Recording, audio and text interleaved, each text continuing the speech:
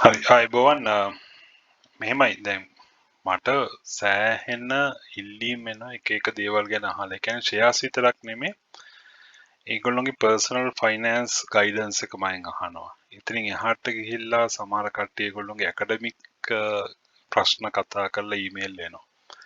දැන් මේ හැම එකටම මට උත්තර දෙන්න බෑ රයිට්. ඒ කියන්නේ මමත් වෙන ජොබ් එකක් කරන ගමන් කරන්නේ පුළුවන් වෙලාවට සතියට සැරයක් දෙසරයක් තමයි ඊමේල් උනත් චෙක් කරන්නේ. ඉතින් ඒවට ඒ හින්දා සමහර ඒවාට ඩිලේ වෙන්න පුළුවන් right අනිත් එක මේ එහෙම ඉතින් අර හැමදේම බලාපොරොත්තු වෙන්න එපා Taman දෙයක් බලලා ඉගෙන ගන්න. මොකද දැන් දැන් මම මේ කරන දේ වුණත් ඒ කියන්නේ රෙජිස්ටර්ඩ් නෙමෙයි කවුරු හරි ජොබ් එක කරන කෙනෙක්, ඒ කියන්නේ බ්‍රෝකර් කෙනෙක් හරි ඉන්වෙස්ට්මන්ට් ප්ලෑනර් කෙනෙක් හරි කවුරු හරි වෙල්ත් ප්ලෑනර් කෙනෙක් කරොත් එහෙම එයා ඒකට charge කරනවා right. හොඳ ගාණක් එයා ගන්නවා මේ වගේ උපදෙස් දෙනවට. දැන් මම ෆ්‍රී කරන්නේ right. දැන් මේ YouTube channel එකේ හරි ෆ්‍රී කරන්න. ඉතින් ඒක පොඩ්ඩක් තේරුම් ගන්න. මම කැමති නෑ අර membership දාගෙන හරි සල්ලි වලට මේ වැඩේ කරන්න මම personally කැමති නැහැ. ඉතින් ඒ හින්දා පොඩ්ඩක් ඩිලේ වෙන්න පුළුවන්. හැබැයි පුළුවන් විදියට මම උදව් කරන්න. right. මේකෙදි මේ අහලා තියෙන කතන්දරේ මේ personal finance ගැන තමයි. දැන් මම ඒ වගේ ප්‍රශ්න දෙක තුනක් මේ කියන්නේ තව ඇවිල්ලා තියෙන හින්දා මම මේ සීරීස් එකක් විතර කරන්න. එක කේස් ස්ටඩි එකක් ගත්ත යා ඔප්පු ඊමේල් එකක්. මේක හැබැයි ඇවිල්ලා තිබුණා මම පෙරේද ඇවිල්ලා ටිකක් ඉන්ට්‍රස්ට් හින්දා මට හිතුණා ඒක ප්‍රයොරිටි කරලා ගන්න ඕන කියන එක.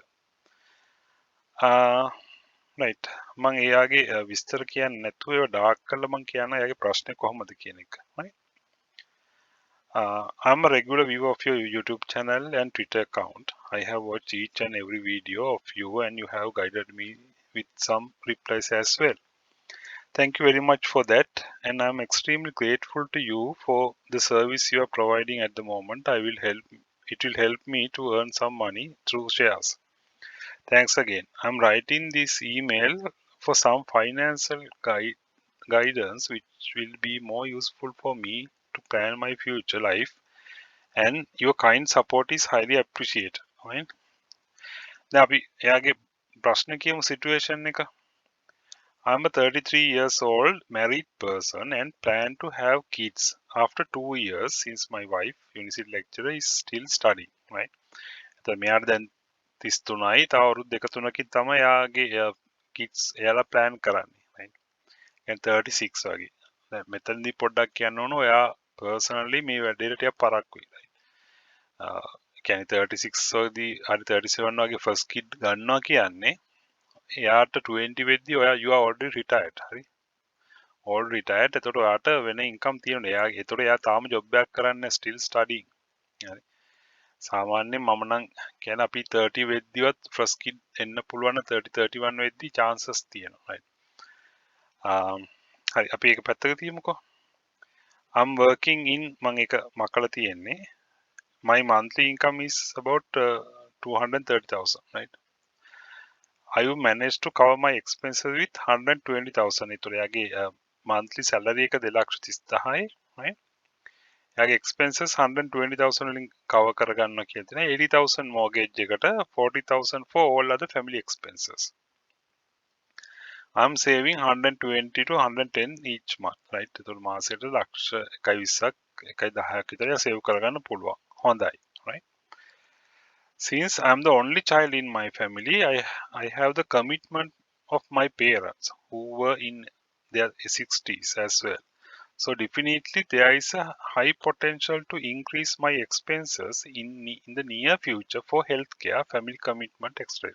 හරි. වගේ parents ලා above 60 එතකොට එයාගේ medical එක ඔයාට එනවා. right. ඒ බර ඔයාට එනවා. ඊත් එක තමයි ඔයාගේ ඊට පස්සේ තව අවුරුදු 3-4ක් වෙද්දී kids එනවා. kids එතකොට ඒ අවුරුදු 4-5ක් ගිහලා ඊට පස්සේ එයා schooling පටන් ගන්නවා. right. government දාන්න පුළුවන්. හැබැයි එහෙම නැතුව international හරි මොනවා හරි දානවා නම් කියන්නේ එයාගේ schooling වලට වෙනම අයින් කරන්න ඕන. right. ඒතකොට ඔයාගේ expenses දැන් තමයි create වෙන්න පටන් ගන්න. right.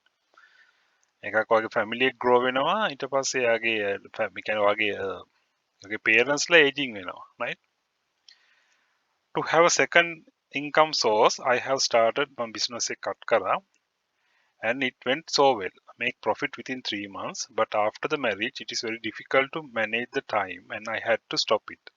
Currently, my plan is to invest some money in the stock market and have a considerable portfolio after 10 to 15 years and do trading after my retirement. හරි. එතකොට එයා කියන්නේ එයා build portfolio එකක් පටන් ගන්න කියන්නේ build කරන්න හිතාගෙන ඉන්න 10 to 15 years retirement එකේ පස්සේ trade කරන්න හිතාගෙන. right. දැන් මෙහෙම ඉතින් දැන්ට අදහස හොඳයි. right. හැබැයි ඒක මම නම් කියන්නේ රිටයර්මන්ට් වුණාට පස්සේ ටිකක් ට්‍රේඩින් ටිකක් අඩු කරලා පොඩක් ඩිවිඩන්ඩ් ඉන්කම් එකක් හදාගන්න පුළුවන් හොඳයි. අපි ඔය පස්සේ කතා කරමු. දැන් මේ ප්‍රශ්නේ අපි හඳුනා ගන්න එපා. right. මෙයාගේ සිටුේෂන් එක. දැන් මෙතන ඊට පස්සේ මෙයා මෙන්න මෙහෙම කියනවා. Below is my assets base asset today. A house එක 30 million, right? 30 million house එකක් තියෙනවා, right? ඒ 63% යාගේ total making කියන්නේ assets base එකේ 63% යාගේ house එක කියනවා have a mortgage. 80000 ගානේ තව 145 months ගෙවන්න තියෙනවා, right? එතකොට මෙහෙමයි. දැන් මේක මෙහෙම asset එක මෙහෙම calculate කරන්න බෑ. ඔයාගේ net assets එකක් ගන්න. ඔයාගේ මේ ඔයා හිතන්නේ නැති ඔයාගේ market value එක ලක්ෂ 30ක් කියලා හිතුවට, right? ලක්ෂ 30 million කියලා හිතුවට එතනින් ඔයාගේ mortgage එක අඩු කරන්න ඕන. right? එතකොට mortgage එක අඩු කරලා තමයි එතකොට මේක 15 million වගේ වෙන්නේ. ඊට පස්සේ මේ asset එක house එකට depreciation දාන්න ඕන. right? yearly ඔයාගේ asset base එක හදාගන්න ඕන depreciate කරන්න ඕන house එක.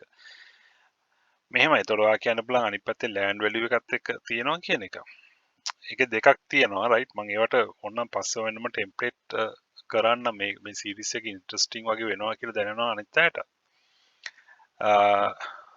ලක්ෂ 26ක් වෙනවා ඒකේ කාර් එක right. ඒක 5% එයාගේ fully ownership land assets value එකෙන් land plot එකක් තියෙනවා 15 million. ඒ දෙක ඒතර mortgage නෑ fully owned right. ඒතර ඔයාට basically ඔයාට තියෙනවා 45 million 47 විතර assets right. ඉතින් අපි හිතමු මෙතන mortgage එක අයින් කරොත් ඔයාට සමහර 30 million විතර assets එකක් තියෙනවා.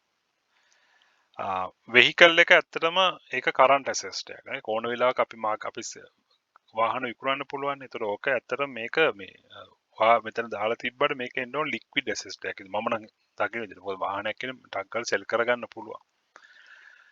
ඊට පස්සේ liquid assets තියෙනවා saving accounts තියෙනවා right 2 million FD accounts තියෙනවා shares තියෙනවා ලක්ෂ 6ක් විතර credit given for preference කියලා තියෙනවා right. දැන් මෙයාගේ ප්‍රශ්න ටික බලමුකෝ. I have few questions about my portfolio. It will be a great help for me to advise. Is it okay to have this portfolio for liquid assets? Is it worth increasing FD percentage with these interest rate? Right. Then මෙයා කියන්නේ මේ FD වල තියෙන්නේ ලක්ෂ 5ක් විතරනේ. තව FD දැම්මට කමක් නැද්ද?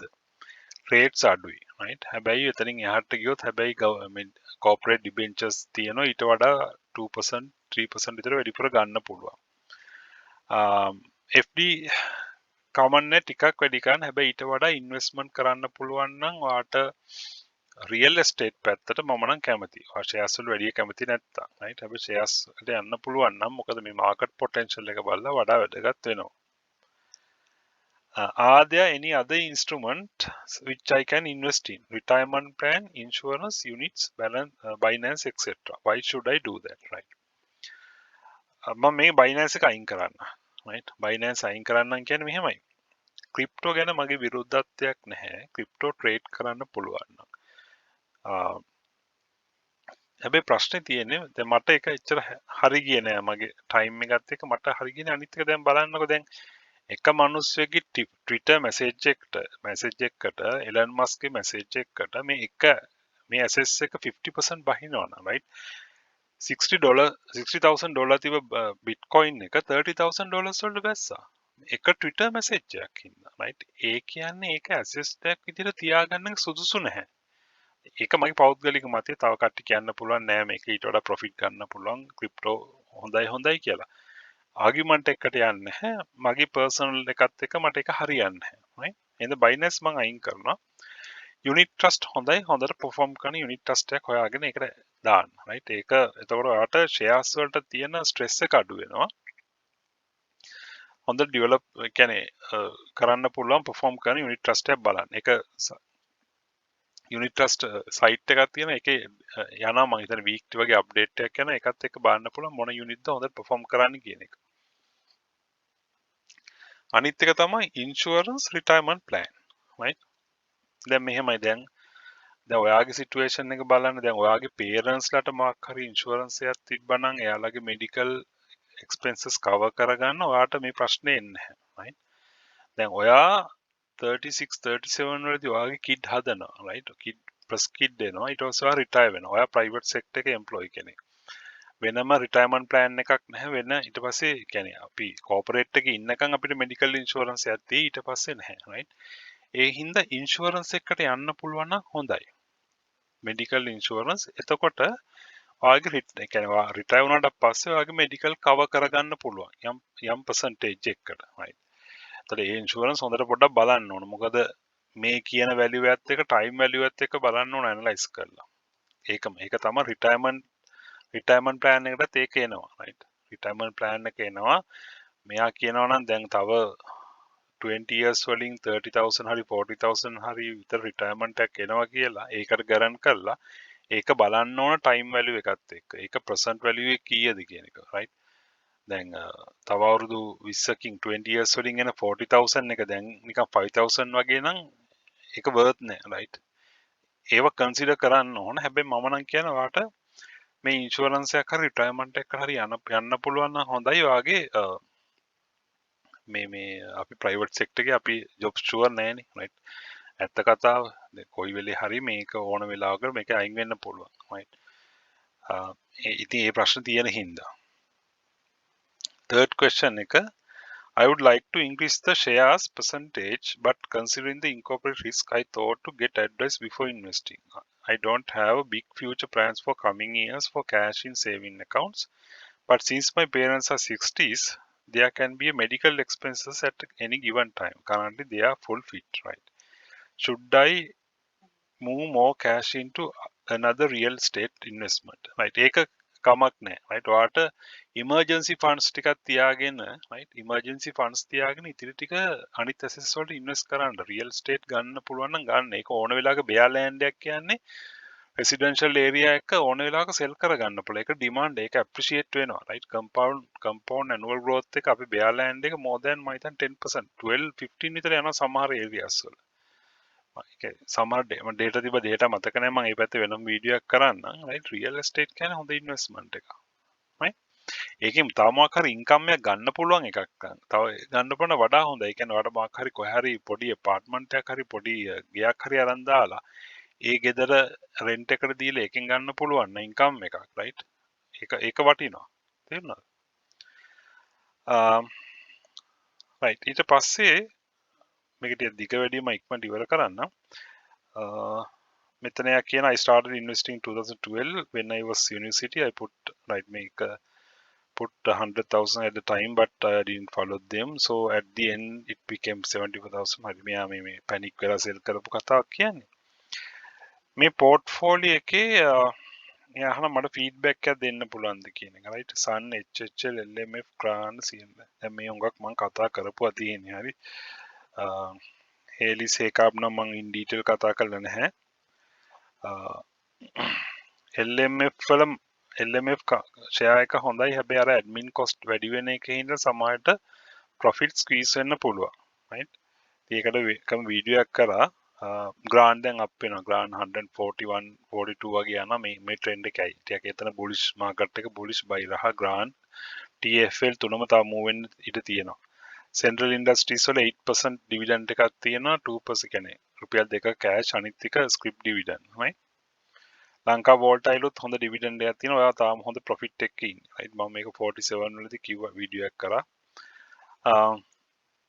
මෙහෙම ඉතින් Park aluminium Lanka volatile Park දෙකම තියාගන්නත් ඕනද කියලා හිතනවා ඉතින් වෙලාවක මොකද එකම structure එකකින් හින්දා එහෙම නැත්නම් ඇලුමිනියම් එකකට ගියත් කමක් නැහැ right access engineering දැන් move වෙනවා right මේ ඔක්කොම හොඳ companies එහෙනම් ප්‍රශ්නයක් නැහැ හේකාබ් එක වුණත් ඉතින් පොඩ්ඩක් අර දැන් ටික සෙටල් වෙන අවධියක තියෙන right සෙටල් වෙනවා පස්සේ ඕක සෙටල් වෙලා මූව් වෙන ගයි හොඳ ෆන්ඩමෙන්ටල් ෂෙයාර්ස් මේ ෂෙයාර්ස් වල ප්‍රශ්නයක් නැහැ ඇත්තටම ඕවරෝල් අරන් තියෙන ප්‍රයිසස් වලත් සන් එක උනත් ඒකේ දැන් තමයි ඉන්වෙස්ට්මන්ට් කරගෙන යන්නේ right ඒතකොට ඒක එක්ස්පෑන්ඩ් වෙයි ඇනුවල් ග්‍රෝත් එක හොඳයි ඩිවිඩන්ඩ් ඩික්ලෙයාර් කරලා තියෙනවා දැන් ඔය මම ඒකට වෙන වීඩියෝ එකක් කරන්න සන් එක ගැන ඉතින් ඕවරෝල් මේක ප්‍රශ්නයක් නැහැ right මට දැන් ඔයාගේ අහලා තියෙන ප්‍රශ්න වලට මට ඉතින් ඕවරෝල් කියන්න තියෙන්නේ පර්සනලි ඔයාට ඉන්ෂුරන්ස් ප්ලෑන් එකක් ඔයා තියාගන්න පුළුවන් නම් හොඳයි. එතකොට ඒක ඉන්ෂුරන්ස් එකක් කියන්නේ ඉන්වෙස්ට්මන්ට් එකක් නෙමේ රිස්ක් මිටිගේෂන් එකක් නේ. Tamanට එන්න පුළුවන් රිස්ක් එක මිටිගේට් කරගන්න. දැන් ඔයාගේ වයිෆ් විතරනේ තියෙන්නේ මම දන්නේ අනිත් කැෂ් ෆ්ලෝ තියනවාද කියන එක රයිට්. දැන් වයිෆ් යුනිවර්සිටි ලෙක්චර් වුණා ලොකු අපිට කෝපරේට් එකේ වගේ තියෙන සැලරි එකක් නැහැනේ. ඔයාගේ ඉස්සරහට තමා දැන් ඔක්කොම වැඩි වෙන්න පටන් ගන්න. right? ඔයාට තව 145 months ඔයාගේ mortgage එක තියෙනවා. අසල kids එන්න පටන් ගන්න අවුරුදු දෙක තුනකින් right? ඊට පස්සේ තව අවුරුදු 5 6 කියන්නේ ඔයාගේ 10 යනකොට ඒගොල්ලෝ ස්කූලින් පටන් ගන්නවා. right? සමහර second kid එන්න පුළුවන්. එතකොට මෙයාලා පේරන්ට්ස්ලා සෑහෙන්න ඕල්ඩ් වෙන්න පටන් ගන්නවා. right? එතකොට ඔයාගේ expenses කියන්නේ එනවා එක ලෙවල් එකකට සෑහෙන්න ඕන වෙන. right? එහින්ද ඒක කව කරගන්න මේ අනිත් පැතිවල ඉන්වෙස්ට් කරලා තියන්න. දැන් මෙහෙමයි මම පුද්ගලිකව දැන් මගේ සමහර කිඩ්ස් এডুকেෂන් වලට මම ෂෙයාර්ස් අරන් දාලා ඒ ෂෙයාර්ස් වල ඩිවිඩන්ඩ් එක මේවා කරලා තියෙනවා ටර්ම් ෆීස් ගෙවන්න. සමහර ඒ වගේ. right? ඉතින් ඒ වගේ ඒවා මම කරලා තියෙනවා. ඉතින් ඒ වගේ පොඩ්ඩක් හිතන්න. right? හිතලා ඉතින් තව ප්‍රශ්න තියෙනවා නම් අහන්න තව මොකක් හරි වීඩියෝ එකක් කරන්න. මේ වගේ ඒවට කැමති නම් අනික් කට්ටිය කියන්න. එතකොට මේ වගේ තව කේස් ස්ටඩිස් දෙක තුනක් තියෙනවා මට ආපුවා ඒවත් මම පොඩ්ඩක් කරන්න. හරි. Right, thank you very much.